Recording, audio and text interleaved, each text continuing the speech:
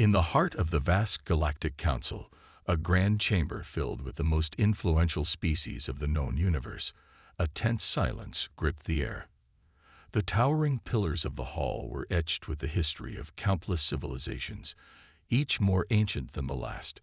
Yet it was not the aged and wise who drew attention today. It was the arrival of a single human, Captain Adrian Reed, a figure who had become a symbol of humanity's unexpected rise in the galaxy. Captain Reed walked with a calm, measured pace toward the center of the chamber. His uniform, bearing the insignia of the Terran Defense Fleet, reflected the gleaming lights overhead. His expression was stoic, eyes fixed on the council members who watched him with a mixture of curiosity, unease, and subtle disdain. Humans were newcomers to this arena, but their rapid technological advancements and strategic cunning had caught the galaxy off guard. Reed halted before the council, his presence commanding the attention of every being in the room. Without waiting for any formalities, he began to speak, his voice steady but carrying an undeniable edge of authority. "Esteemed members of the Galactic Council," he started, his tone respectful yet firm, "I stand here not as a petitioner, but as a representative of Earth, a world that has endured much and will tolerate no more." The council members shifted in their seats, whispers exchanged in various tongues. The humans had been a minor concern, their diplomatic envoys often ignored, their warnings dismissed. But something about Reed's demeanor today was different, ominous even. Captain Reed continued, his voice rising slightly as he spoke of the injustices humanity have faced. "For years, we have reached out in peace, offering friendship and cooperation.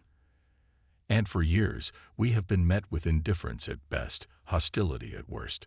Our colonies have been attacked, our people killed, and our territories encroached upon. We have shown restraint, hoping that reason would prevail. But reason, it seems, has no place in this council." A low murmur spread through the assembly. The more aggressive species, those who had long dismissed humanity as insignificant, exchanged glances, their amusement fading into concern. Reed's words were not the pleas of a desperate race. They were the warnings of a people pushed to the brink. "Our patience has its limits," Reed declared, his gaze sweeping over the gathered dignitaries.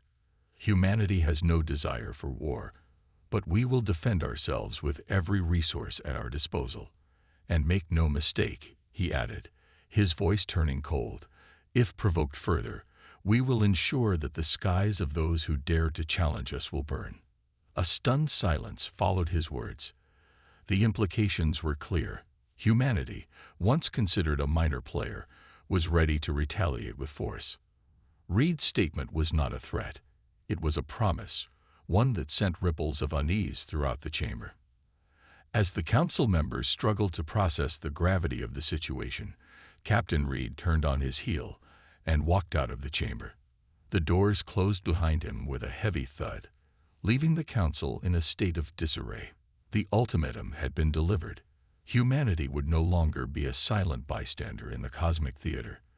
They were now a force to be reckoned with. Outside the chamber, the crew of the Terran flagship Valiant awaited their captain's return. The ship, a symbol of Earth's newfound strength, hovered in the void just beyond the council's homeworld. As Reed boarded, Admiral Cassandra Blake greeted him with a nod, her expression one of grim determination. "How did it go?" she asked, though she already knew the answer. Reed's response was succinct. "The warning has been given. Now we prepare for what comes next." The silence of space was broken only by the hum of the Earth's flagship, Vanguard, as it drifted through the void. Admiral Grace Nolan stood at the helm, her gaze fixed on the holographic display that mapped the distant Zorian territories. Her face, hardened by years of military service, betrayed no emotion. She had been briefed on Captain Elias Holt's confrontation with the Zorian Council. The ultimatum had been delivered, and now it was time to prepare for what would come next. "Status report," she commanded, her voice steady and authoritative. Commander Harris, her second-in-command, stepped forward, his fingers dancing across the control panel. "All systems are green, Admiral."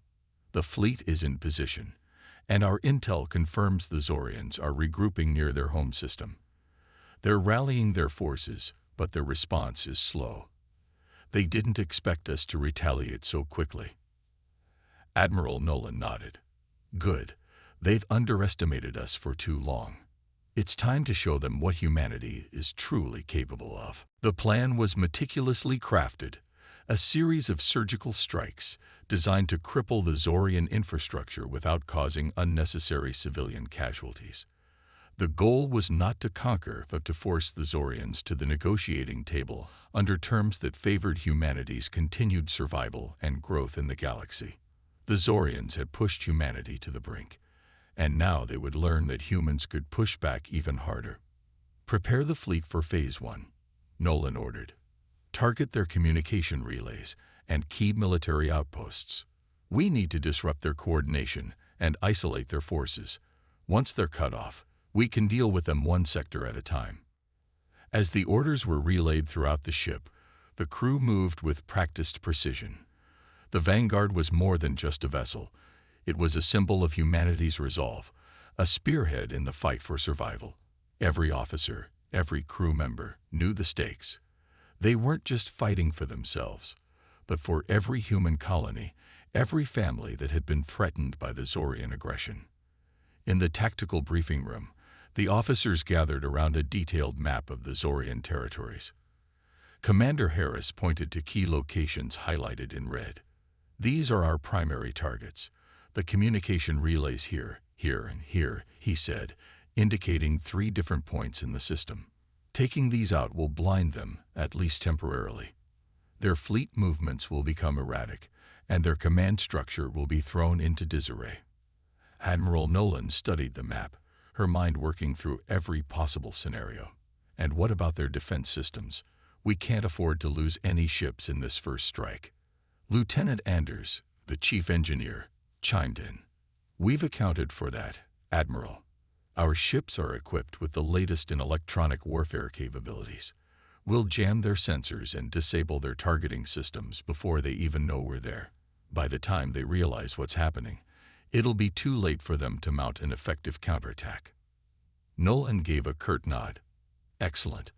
I want this operation to be swift and decisive. No drawn-out engagements. We hit them hard, and we pull back before they can organize a proper response. Make no mistake, this is just the beginning. We're not here to start a war, but we will finish one if it comes to that. The briefing concluded, and the officers dispersed to their stations, the weight of the mission heavy on their shoulders. Nolan lingered for a moment, her thoughts drifting to the countless lives that hung in the balance. She had seen the horrors of war before, and she had no desire to see them again. But she also knew that sometimes war was the only answer when peace had failed. On the bridge, the crew was already in position, the atmosphere tense with anticipation. Nolan took her place in the command chair, her eyes focused on the view ahead. The vast expanse of space, dotted with distant stars, and the faint glow of the Zorian system on the horizon. Admiral, the fleet is ready, Commander Harris reported. Begin the operation, Nolan ordered. All ships engage at will. With a coordinated burst of energy, the Earth fleet sprang into action. Ships surged forward, their sleek forms cutting through the darkness like blades. The first targets were the communication relays, vital nodes in the Zorian command network. One by one, they fell silent, their transmissions cut off as the Earth ships unleashed their precise and powerful strikes. Nolan watched the operation unfold with a steely calm. The Zorians had expected humanity to cower in the face of their might, but they were wrong. Humanity had learned from its past, from its struggles on Earth and beyond. They had become a force to be reckoned with, and they would not back down. As the last relay was destroyed, a ripple of confusion spread through the Zorian fleet. Ships began to drift out of formation, their movements disjointed and chaotic. The Earth fleet took advantage of the disarray, launching a series of follow-up attacks on key military installations. The Zorians were caught off guard, their defenses overwhelmed by the speed and precision of the assault. But even as the Earth fleet scored victory after victory, Nolan remained vigilant. She knew that this was just the beginning. The Zorians would not take this lying down. They would regroup, they would retaliate, and when they did, humanity would be ready. Phase 1 complete. Admiral, Harris reported. All targets neutralized with minimal casualties. Nolan nodded, her expression grim. Well done. But we're not out of the woods yet. Prepare for Phase 2. The Zorians will be coming for us now, and we need to be ready for whatever they throw our way. As the fleet regrouped and prepared for the next stage of the operation, Nolan allowed herself a brief moment of reflection. The Zorians had thought humanity was weak, divided, and easy to conquer. They had made a fatal mistake. Humanity was strong, united by a common purpose, and driven by a fierce determination to protect what was theirs. The Zorians had started this conflict, but it would be humanity that finished it. And when the dust settled, the galaxy would know that Earth was not a world to be trifled with. The echoes of humanity's swift retaliation reverberated across the Zorian Empire. The once unshakable confidence of the Zorian High Command had been fractured, and their enemies had proven to be far more resilient than anticipated. Panic spread through the ranks, but within the grand halls of the Zorian Council, there was no room for such weakness. Councillor Sci-Fi, a towering figure draped in the ceremonial garb of his rank, stood before the Central Command console, his 4 eyes narrowing as he surveyed the reports. The holographic display showed the decimation of their communication relays and military outposts, the damage stark against the glowing map of their territories. We underestimated the humans, Sci-Fi admitted, his voice a low growl. Their retaliation was precise, calculated. They've disrupted our command networks, leaving us vulnerable. The other counselors exchanged uneasy glances. They were not accustomed to facing such an aggressive and coordinated adversary. Humanity, once seen as a minor nuisance, had evolved into a formidable threat. What do you propose, Councillor Sci-Fi? Asked Councillor Vrax, his voice tinged with skepticism.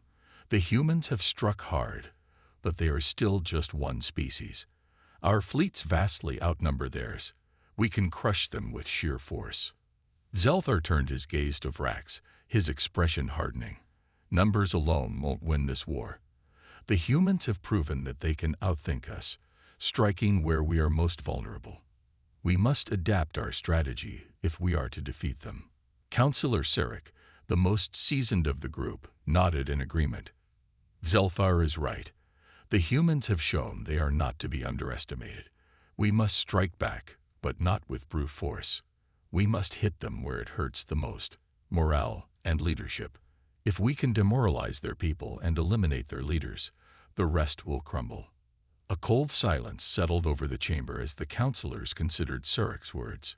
It was a ruthless strategy, one that would require them to abandon the honor-bound traditions that had guided their military for centuries. But they knew that survival was paramount, and survival often demanded difficult choices. Zelthar's eyes gleamed with a renewed sense of purpose. Then we shall proceed with Operation Twilight. We will target their leaders, their symbols of hope, and their most cherished institutions. We will make them regret ever daring to challenge the Zorian Empire. The councillors nodded in agreement, and the plan was set in motion. Zorian warships, sleek and deadly, began mobilizing across their vast empire. But these ships were not headed for a frontal assault. Instead, they were dispatched on covert missions, each one tasked with a specific objective: assassination, sabotage, psychological warfare. The goal was to break humanity's spirit and leave them defenseless against the final onslaught. Back on the Vanguard, Admiral Grace Nolan stood on the bridge, her eyes scanning the vastness of space. The fleet was on high alert, but so far, the Zorians had not retaliated as expected. There had been no massive counterattack, no overwhelming force. Instead, the silence was unsettling, like the calm before a storm. Any sign of Zorian activity? Nolan asked, turning to Commander Harris. Harris shook his head. Nothing significant. Admiral, Just minor skirmishes on the outskirts of the sector, but nothing that seems like a coordinated counterattack. Nolan frowned. They're up to something. The Zorians aren't the type to take a hit like that and not respond. Keep our sensors on maximum alert. If they're planning something, I want to know about it before it happens. As the crew continued their vigil, an uneasy tension settled over the ship. The sense of impending danger was palpable, but without any clear indication of the enemy's plans, all they could do was wait. Meanwhile, in the heart of Earth's military command center, deep underground, General Marcus Kane reviewed the latest intelligence reports. The attacks had gone according to plan. But like Nolan, he was troubled by the lack of a direct response from the Zorians. They're planning something big, Kane muttered to himself. Something we haven't anticipated. His thoughts were interrupted by an urgent communication from one of his intelligence officers. General Kane, we've intercepted a series of encrypted Zorian transmissions. We're working on decrypting them now, but the pattern suggests they're planning a series of high-value strikes. Kane's eyes narrowed. Targets. Unclear at this time, sir, but given the encryption level and the timing, it's likely they're going after something critical. We're prioritizing decryption, but it could take hours. Kane cursed under his breath. Hours could mean the difference between victory and catastrophic loss. He needed to act quickly, but without knowing the specific targets, it was a shot in the dark. Notify all critical sites and leaders to go on high alert, Kane ordered. Double security and prepare for the worst. If the Zorians are coming for us, we'll be ready. As the alert was issued, Nolan received the news aboard the Vanguard. Her expression tightened as she processed the implications. The Zorians weren't aiming to win through brute force. They were going to strike at the heart of humanity itself. Commander Harris, initiate Protocol Redoubt, she ordered. I want all key personnel and strategic sites reinforced immediately. We're not going to let the Zorians catch us off guard. Across Earth and its colonies, the alert spread like wildfire. Military bases, government buildings, and communication hubs braced for impact. The human leadership knew that the next move would be critical, and they were determined not to let their enemy gain the upper hand. As the hours ticked by, the tension grew. Everyone knew that the Zorian counteroffensive was coming, but no one knew exactly when or where it would strike. It was a waiting game, and the stakes had never been higher. Then, as the clock neared midnight on Earth, the first reports started coming in. A series of explosions rocked the Earth's lunar base, a key military installation that had been vital in coordinating the earlier attacks on the Zorians. The base's defenses had been overwhelmed in minutes, the attackers moving with a precision and ruthlessness that spoke of thorough planning. Simultaneously, reports of sabotage and assassination attempts flooded in from across human-controlled space. Government officials, military leaders, and even civilian scientists were targeted. The Zorians were hitting humanity where it hurt the most, trying to break their spirit by cutting down their leadership and disrupting their operations. Admiral Nolan's heart sank as the scale of the Zorian counteroffensive became clear. This was not a battle of fleets and armies, but a war of attrition and psychological warfare. The Zorians were playing a different game, one that humanity had not fully prepared for. But even as the Zorians launched their insidious attacks, humanity's resilience began to show. Leaders who survived the initial strikes quickly reorganized, shoring up defenses and rallying their forces. The human spirit, tempered by centuries of struggle, refused to break. On the Vanguard, Nolan issued new orders, her voice resolute. The Zorians think they can weaken us by targeting our leaders and our morale, but they've underestimated our resolve. We will fight back, and we will adapt. Prepare the fleet for a series of rapid strikes. We're going to take the fight to them, disrupt their operations, and show them that humanity doesn't back down. As the fleet prepared to launch its counteroffensive, a new sense of determination swept through the ranks. The Zorians had drawn first blood in this phase of the conflict, but the war was far from over. Humanity had been pushed to the brink before, and each time they had emerged stronger. This time would be no different. The battle for survival was entering its most critical stage, and both sides knew that the coming days would decide the fate of their civilizations. The Zorian attacks had struck at the heart of human leadership and infrastructure, causing chaos and fear to ripple across Earth and its colonies. But humanity was not so easily subdued. The initial shock gave way to a fierce resolve, as leaders and citizens alike rallied to defend their home and strike back against the invaders. Admiral Grace Nolan and the fleet aboard the Vanguard were at the forefront of this resurgence. Even as they absorbed the devastating news from the lunar base and other strategic points, their response was swift and calculated. "Deploy the fleet for Operation Phoenix," Nolan ordered, her voice steely. "We're going to hit them where it hurts, disrupt their supply lines, and take out their command centers. They may have caught us off guard, but now it's our turn to retaliate." Operation Phoenix was designed to strike deep into Zorian territory, targeting their logistical hubs and key military installations. The strategy was bold, aiming to cripple the Zorians' ability to sustain their war effort. The human fleet, though smaller in number, relied on speed, precision, and the element of surprise. As the fleet moved out, Nolan addressed her crew. "We're not just fighting for our lives. We're fighting for the future of humanity.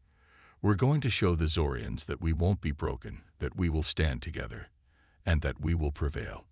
The fleet jumped into hyperspace, heading straight for the heart of Zorian territory. The journey was tense, with every crew member aware that they were heading into the lion's den. But there was also a sense of grim determination. They had seen the devastation the Zorians could inflict, and now it was time to return the favor.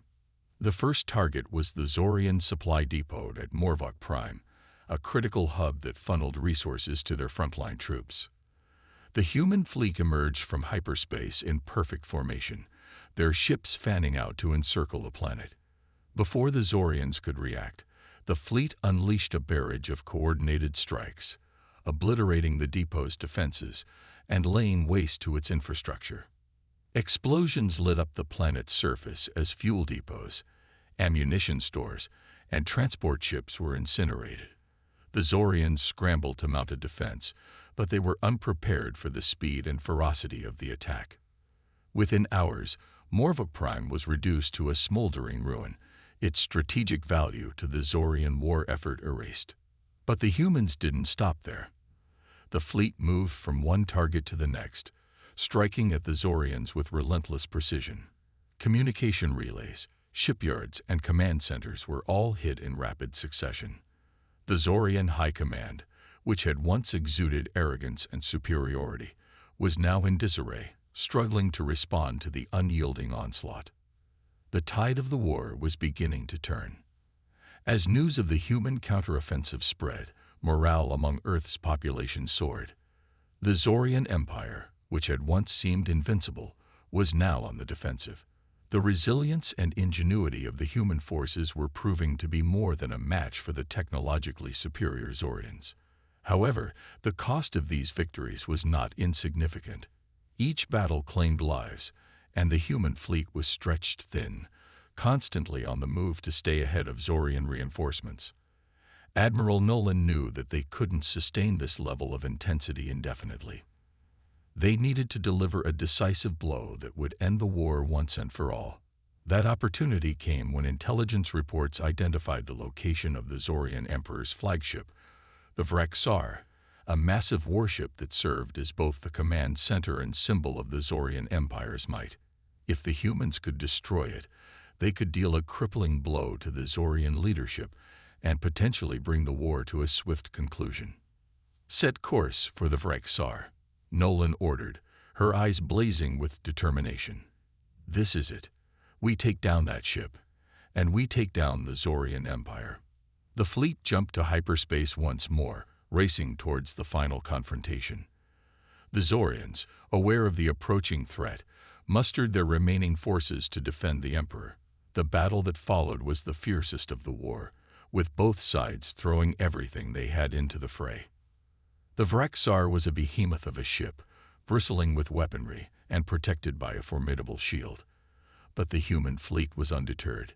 Using the tactics that had served them so well throughout the conflict, they focused their fire on the shield generators, targeting weak points with surgical precision. Explosions rocked the Vraxar as one by one. Its shields began to fail. Zorian ships rushed to protect their emperor, but they were no match for the coordinated assault of the human fleet. As the last shield generator was destroyed, the Vraxar was left vulnerable. "This is for Earth," Nolan said, her voice barely a whisper as she gave the final command. "All ships, fire at will." A torrent of firepower converged on the Vraxar, piercing its thick hull and igniting the volatile core within. The resulting explosion was cataclysmic, a blinding flash that consumed the Zorian flagship in an instant. The shockwave rippled through the surrounding space, scattering the remnants of the Zorian fleet and leaving no doubt about the outcome of the battle. The destruction of the Vraxar marked the turning point in the war. With their emperor dead and their command structure in shambles, the Zorians were forced to retreat. What had begun as a war of annihilation for humanity had ended with the Zorian Empire in tatters, its once mighty fleets reduced to scattered remnants. The war was over. As the last Zorian ships limped away, humanity stood victorious. The cost had been high, millions had perished, and much of Earth's infrastructure had been damaged or destroyed.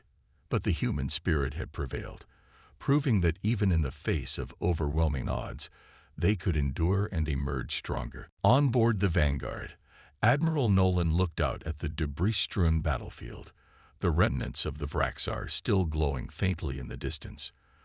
The bridge was silent, the crew too exhausted to celebrate their hard-won victory. Nolan herself felt a mixture of relief and sorrow. They had won, but the price had been steep.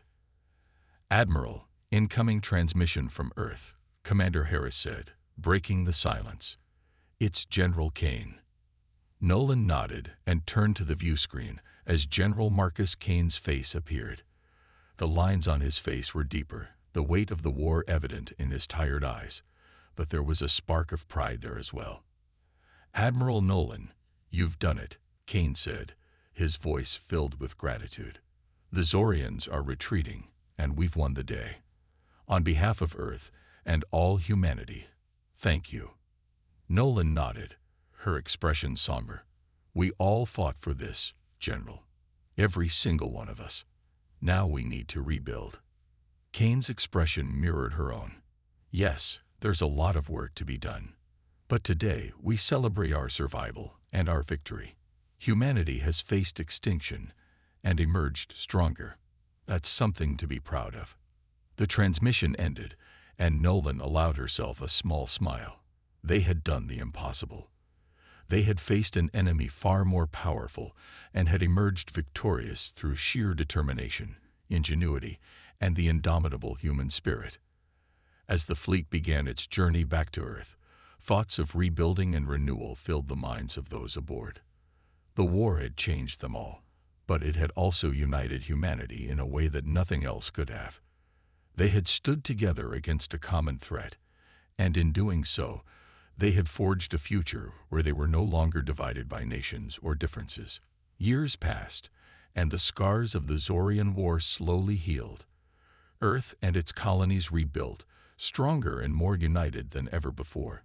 The human race had learned valuable lessons from their conflict with the Zorians, and they used that knowledge to push the boundaries of science and technology, exploring new frontiers and ensuring that they would never again be caught unprepared. The Zorian Empire, once a feared and dominant force, fractured and eventually collapsed. Without the leadership of their emperor and the unity that had held them together, the Zorian worlds fell into chaos and disarray. Some of the surviving Zorians sought peace with humanity, and tentative diplomatic relations were established, paving the way for a future where both species could coexist. Admiral Grace Nolan, hailed as one of the greatest heroes of the war, retired from active duty but remained a prominent figure in the new era of peace. Her name, along with those of her fellow leaders and soldiers, was etched into the annals of history, a reminder of the sacrifices made and the triumphs achieved. In the years to come, as humanity spread out into the stars, they carried with them the legacy of the Zorian War, a legacy of resilience, unity, and the unbreakable will to survive. The war had tested them, pushed them to their limits, but in the end, it had made them stronger. And so, as humanity looked to the future, they did so with hope, knowing that no matter what challenges lay ahead, they would face them together, as one people, united by the trials they had overcome and the victories they had won. The dawn of a new era had begun, and the stars were theirs to explore.